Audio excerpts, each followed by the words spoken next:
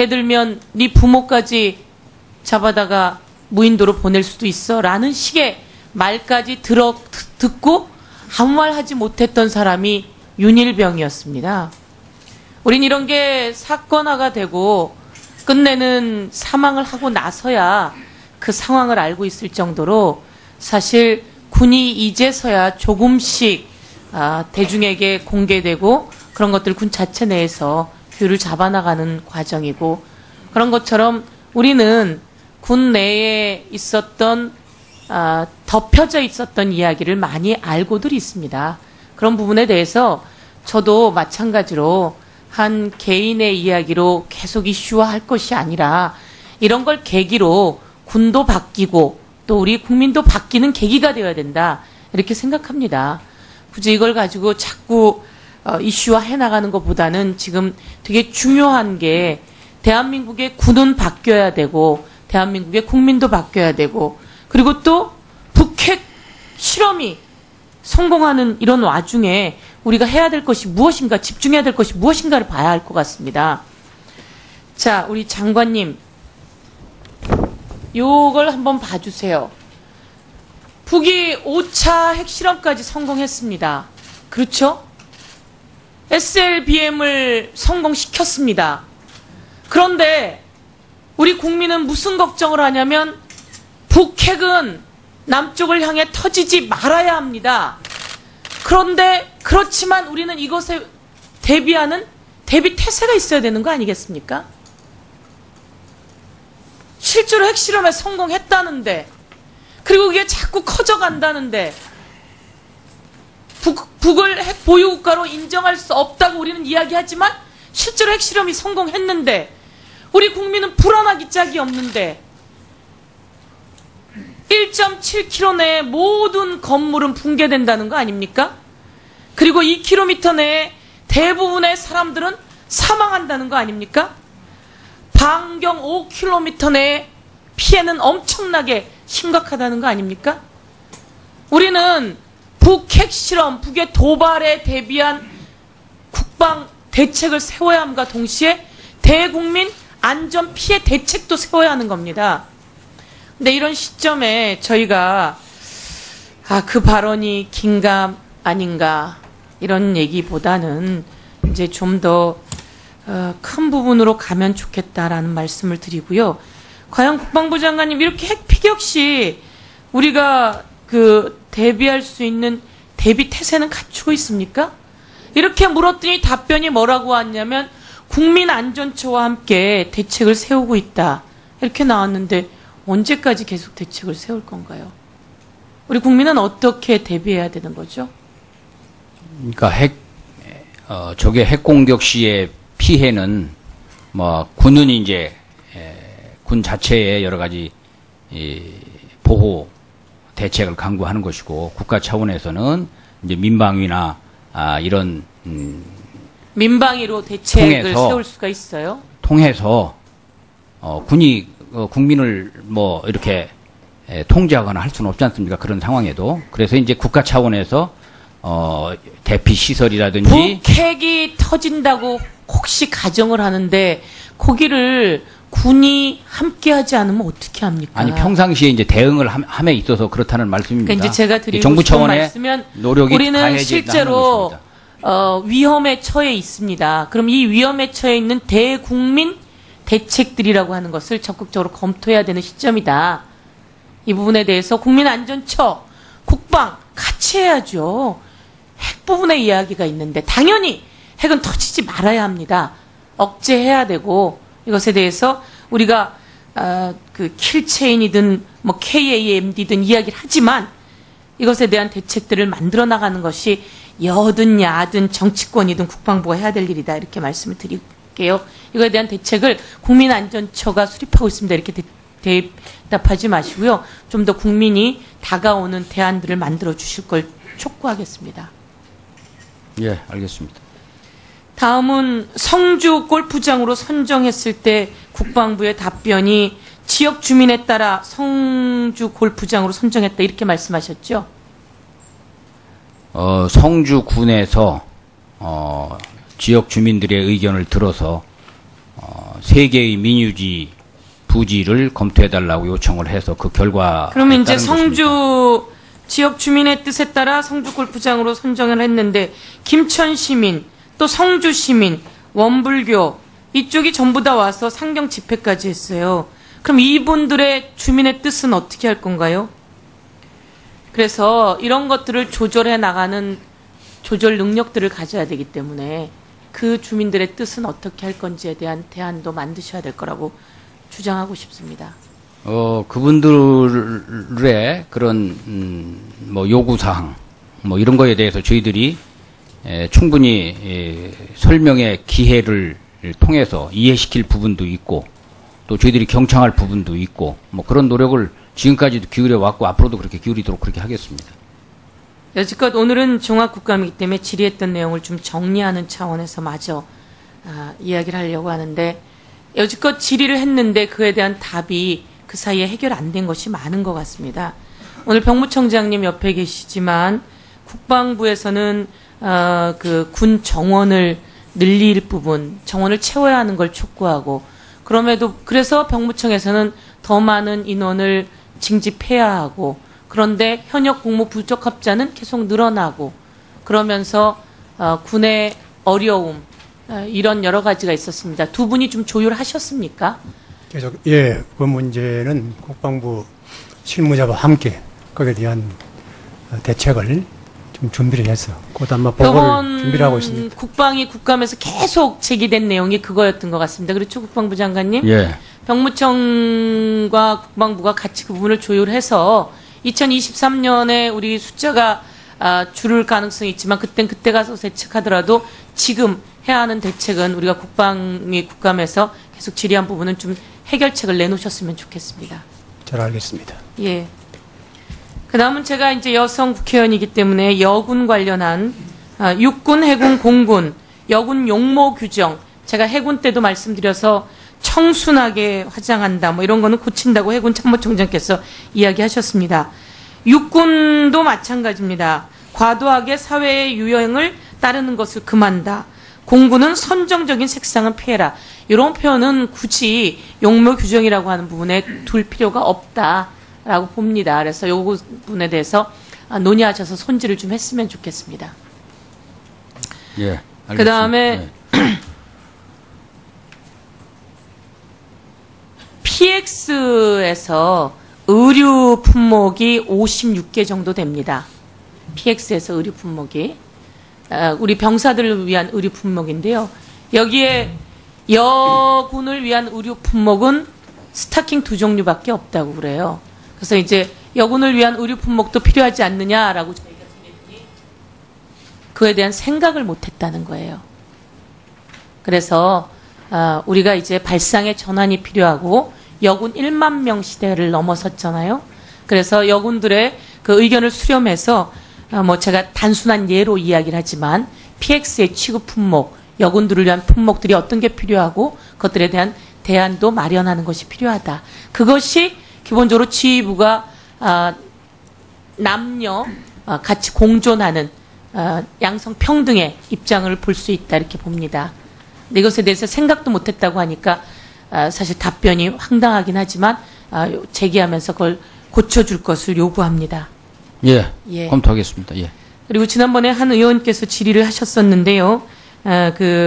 우리 여군은 아이 출산을 같이 합니다. 그래서 아이를 데리고 있는 여군에게 숙소 배정의 우선권도 좀 주셨으면 좋겠고요. 그 다음에 아이 출산을 위한 산부인과 주변에 없습니다. 그것에 대한 대책도 좀 만들어 주셨으면 좋겠습니다. 그리고 예. 더불어서 어린이집 대기자 수가 약 3,000명가량 되더라고요. 당장 일을 해야 되는 여군 엄마에게는 사실 어린이집 대기자 수라고 하는 것이 엄청난 부담으로 오는데요.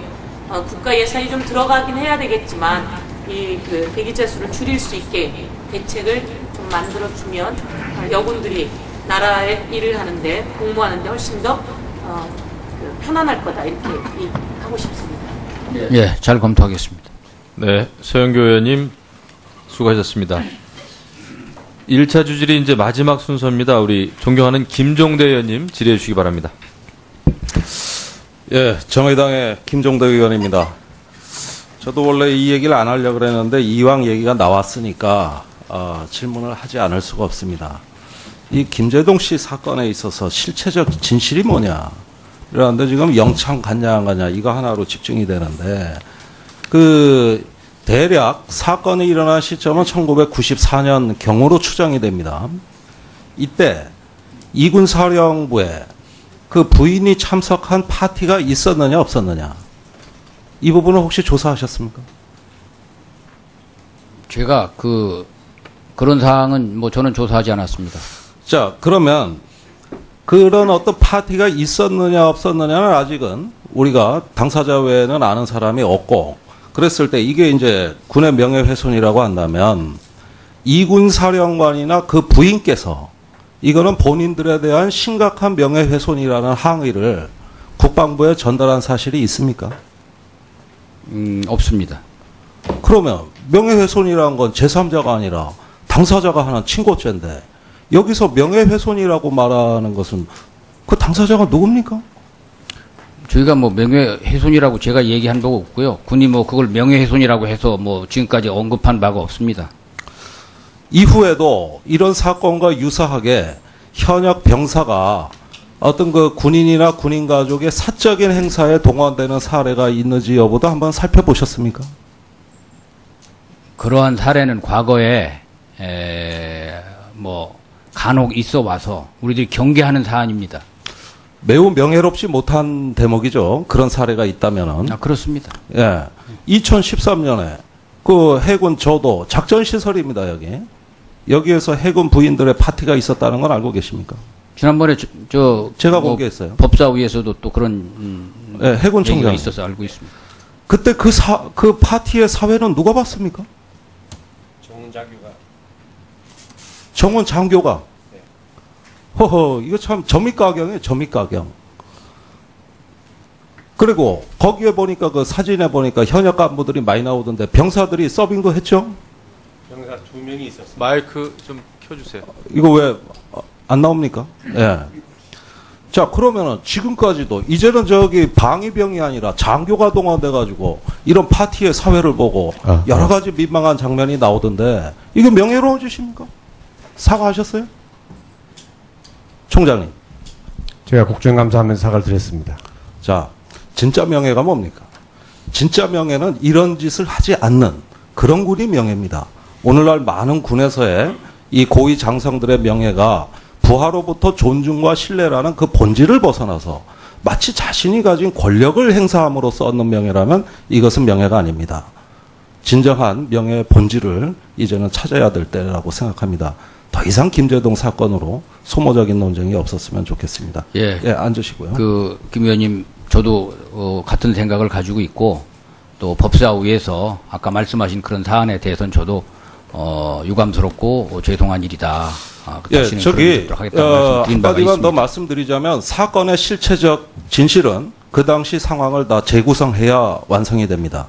이것은 영창 갔냐 안 갔냐는 반쪽의 진실에 불과한 것이고 우리가 정말 군이 명예롭게 행동했는가 그 사건의 전후 과정을 다 실체적으로 복원해야 이것은 진실이라고 누구나 자신 있게 이야기할 수 있다는 걸 제가 강조드립니다. 다음으로 이제 그 말씀드릴 것은 이 성주에 새로운 부지로 이제 사드 배치가 결정이 됐는데 지금까지 이 정부가 굉장히 지탄받는 건 뭐냐 하면은 이런 걸 사전에 주민들과 협의하고 의견을 수렴하는 절차가 너무 미흡할 뿐만 아니라 국회에서 이 부분을 검증받는 부분도 절차가 없다는 데 있습니다. 사실은 이렇게 새로운 부지를 결정함에 있어서 지자체뿐만 아니라 주민을 상대로 한 공청회라든가 더 심지어 더 나아가서는 주민 투표라든가 여러 가지 다양한 갈등 관리 전략이 있을 수 있습니다. 시행된 게 뭐가 있죠?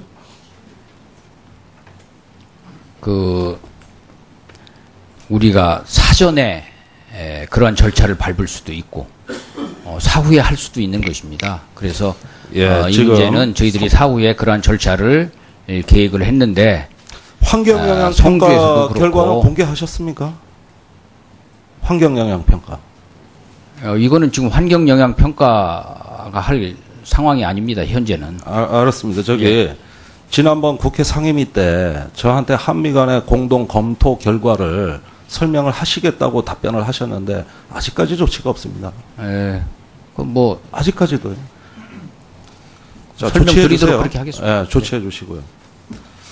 자, 그리고 북한 핵 문제에 관해서 좀 말씀을 드리자면 1994년에 이런 일이 있었습니다. 클린턴 정부가 전쟁 직전까지 가는 상황에서 곧 임박한 파국의 위기에서 김일성 주석이 북한군 장성들을 불러 모읍니다. 질문을 하죠. 전쟁에서 이길 수 있느냐? 그러니까 다 이길 수 있다고 답변합니다. 재차 김일성 주석이 이렇게 얘기하죠. 진짜 이길 수 있느냐? 진다면 어떡할 거냐?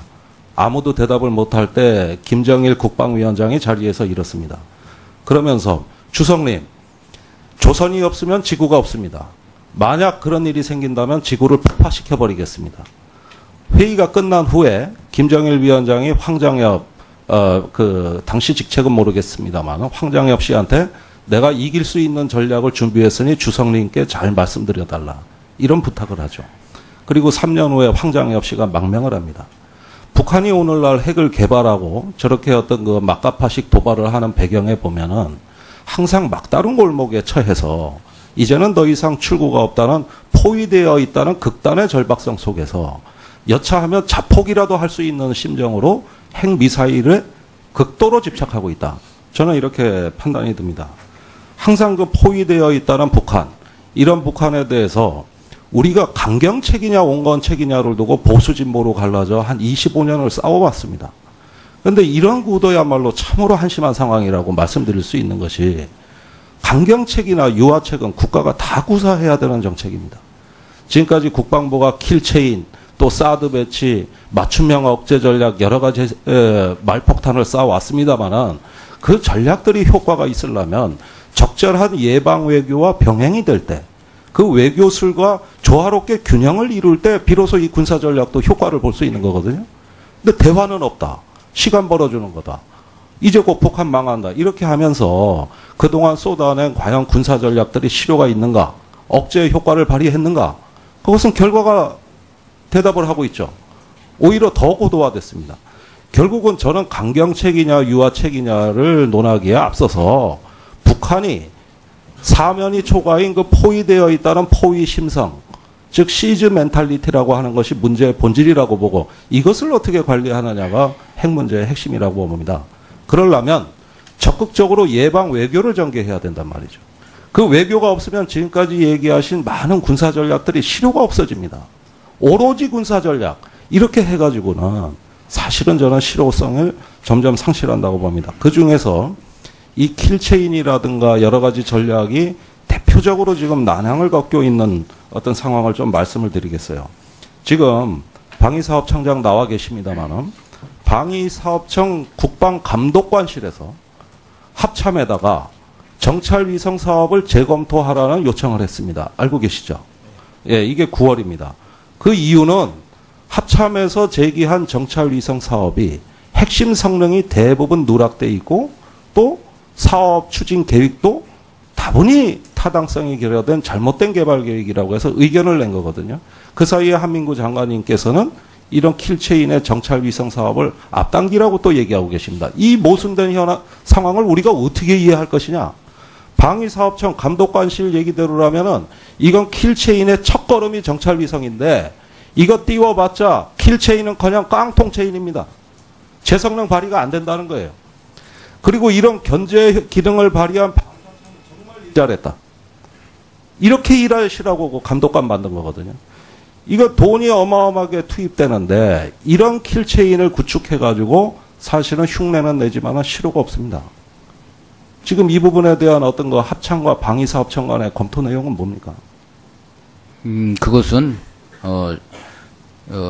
그건 뭐 방사청 방위사업 감독관의 그러한 요구 이전에도 합참에서도 최초에 만들었던 자기들이 그 구상했던 그 수준을 좀 더 높여야 되겠다라고 하는 인식들을 하고 있던 방사청은 이 사업 자체를 재검토해야 된다는 의견을 내신 거예요. 여기에 지금 고속 영상 촬영이라든가 데이터 전송이라든가 다 문제가 많습니다. 고속으로 대용량 데이터를 전송해야 실효성이 있는데 전부 실효성이 없어요. 그런 게 ROC에 누락돼 있기 때문이에요. 그걸 보완하라는 겁니다. 그러니까 그런 것들을 합참에서 충분히 이 보완을 해. 보완하다 보면 지금 아직 그 사업이 착수가 안 돼 있는 사업이지 않습니까? 네. 이런 걸 검토하다 보면 지연되는 게 인지상정 아닙니까? 그거는 이제 기술적인 부분이기 때문에 그것을 담당하는 이제 ADD나 이런 데에서 기술적 검토가 진행되고 있는 상황이기 때문에 거기에 따라서 가능한 것입니다. 추가 질의하시죠. 예. 김종대 의원님 수고하셨습니다.